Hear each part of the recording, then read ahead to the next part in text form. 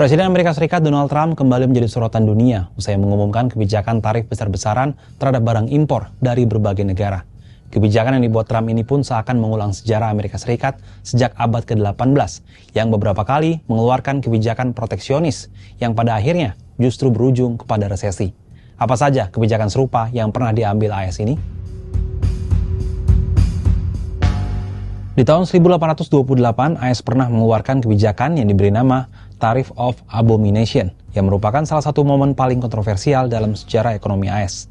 Saat dikeluarkan, tujuan utama dari tarif ini adalah untuk melindungi industri utara dari persaingan impor luar negeri, khususnya Inggris.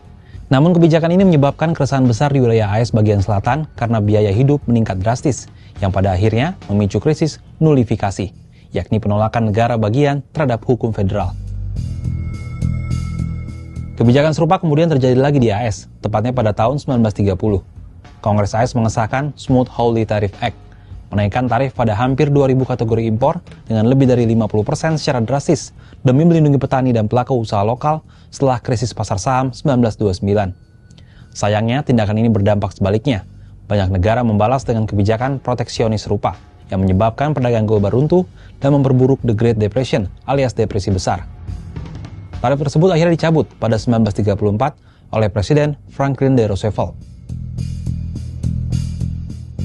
Memasuki tahun 2000-an, AS kembali melakukan perang dagang, tepatnya di pemerintahan George W. Bush pada 2002 dengan menerapkan tarif baja impor hingga 30%. Langkah tersebut memicu keluhan dari mitra dagang AS seperti Korea Selatan, Rusia, dan Uni Eropa yang langsung mengajukan proposal untuk tarif balasan terhadap ayam, tekstil, dan maskapai Amerika. Selain itu, tarif tersebut menaikkan harga bagi industri Amerika yang membeli baja sebagai bahan baku, yang menyebabkan hilangnya hampir 200.000 lapangan pekerjaan di sektor konsumen baja. Pada 2003, WTO menentang tarif tersebut dan akhirnya dicabut tak lama kemudian. Di periode kedua, pemerintahan Presiden AS Donald Trump, sejarah seakan terulang. Trump kembali memberlakukan kebijakan perang dagang, tak terkecuali terhadap Indonesia.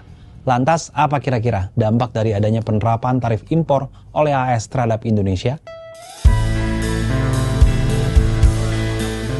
Trump lewat perintah eksekutif atau executive order mengatur impor dengan tarif resiprokal.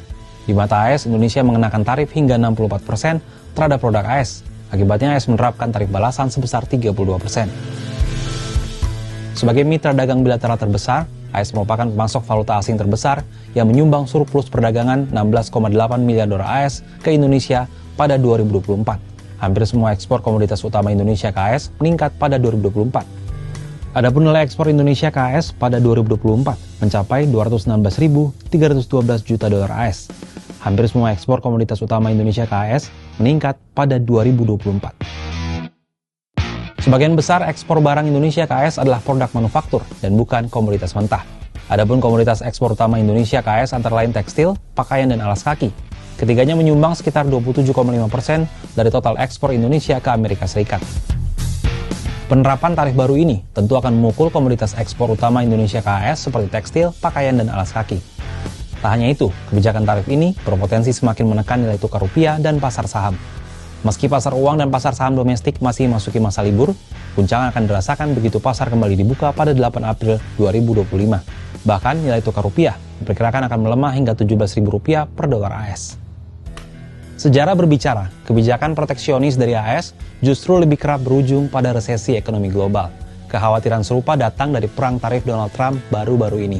Bagi negara berkembang seperti Indonesia, kebijakan tarif dari AS ini bakal menghantam perekonomian. Karenanya mendesak bagi pemerintah untuk mencari cara strategis dan cepat guna mengantisipasi dampak ikutan tarif baru Trump ini. Kalau menurut sahabat Kompas, gimana pendapatnya dengan kebijakan tarif impor yang diberlakukan oleh Donald Trump ini?